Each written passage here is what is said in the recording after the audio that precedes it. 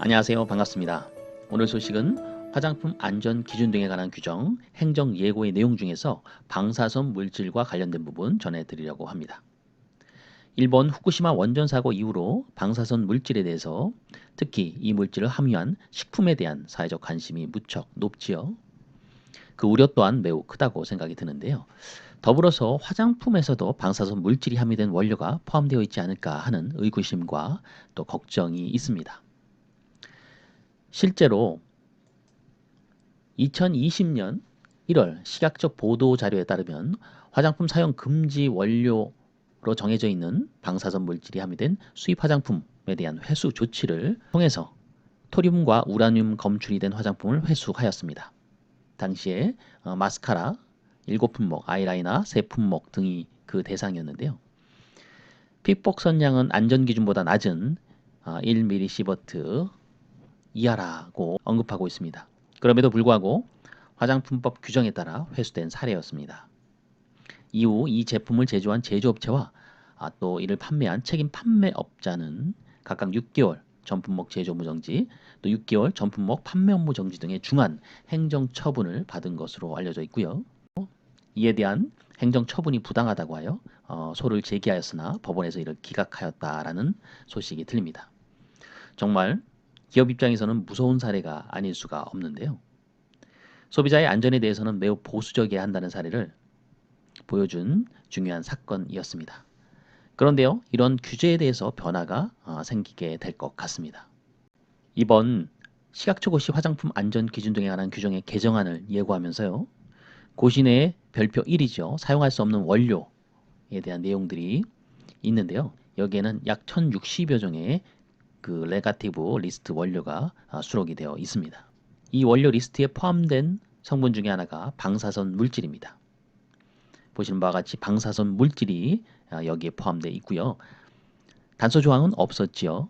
그냥 방사선 물질이 사용할 수 없는 원료 리스트에 포함되어 있었습니다. 그런데 여기에 변경된 개정안에 따르면 제외 조건이 명시가 됩니다. 방사선 물질, 다만 제품에 포함된 방사능의 농도 등이 생활주변 방사선 안전관리법에 따라 제15조의 규정에 적합한 경우는 제외한다라고 되어 있습니다. 이 내용 한번 살펴볼까요? 어떤 제외 조건인지 생활주변 방사선 안전관리법 제15조의 내용 보겠습니다. 보시는 바와 같이 생활주변 방사선 안전관리법 약칭 생활방사선법입니다. 여기 제15조에는 가공제품의 안전기준에 관한 내용들이 나오는데요. 거기에 제1항, 제3호와 4호에 대한 내용들이 관련이 있는 부분인데요. 가공제품으로 인해 사람의 신체 외부 및 내부에 피폭하는 방사선 양을 모두 합한 양이 원자력 안전위원회가 정하여 고시하는 기준에 초과하지 아니할 것. 그리고 제4호는요. 가공제품에 포함된 방사능 농도와 수량이 원자력 안전위원회가 정하여 고시하는 기준을 초과하지 아니할 것이라고 정하여 있습니다. 바로 다음과 같은데요. 생활주변 방사선 안전관리에 관한 규정 고시죠.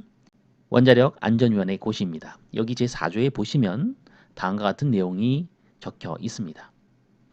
원자력 안전위원회가 정하여 고시하는 기준이란 연간 1ml 시버트를 말한다라고 되어 있죠. 1ml 시버트. 그리고 원자력 안전위원회가 정하여 고시하는 제품이 있습니다. 이 제품에는 화장품이 포함되어 있는데요. 즉 생활방사선법 제15조의 제2항을 보시면 이 제조업자는 다음 각호의 제품을 제조 또는 수출입해서는 아니 된다라고 되어 있죠. 그리고 제2호에 보시면 신체에 착용하거나 장시간 신체에 밀착되어 사용하는 제품 등 원자력 안전위원회가 정하여 고시하는 제품이라고 되어 있고요. 이 제품 중에는 화장품이 포함된다는 얘기죠. 앞으로는 생활방사선법에 규정된 방사선 물질 허용 기준에 적합한 화장품 사용이 가능해졌다는 이야기가 됩니다. 앞서 말씀드린 사례의 경우 이번 개정안에 따르면 문제가 되지 않을 수도 있었다는 이야기인데요. 만약에 그렇다면 기업 입장에서는 매우 안타까운 일이라 이렇게 생각이 듭니다. 여하튼 그럼에도 불구하고 안전에 관한 한 보고 또 보고 또 조심을 기울여야 할 것입니다. 오늘은 방사선 물질과 관련된 화장품 안전 기준 등에 관한 규정 행정 예고의 개정안에 대해서 말씀을 드렸습니다. 오늘도 행복한 하루 되시고요. 청취해 주셔서 감사합니다.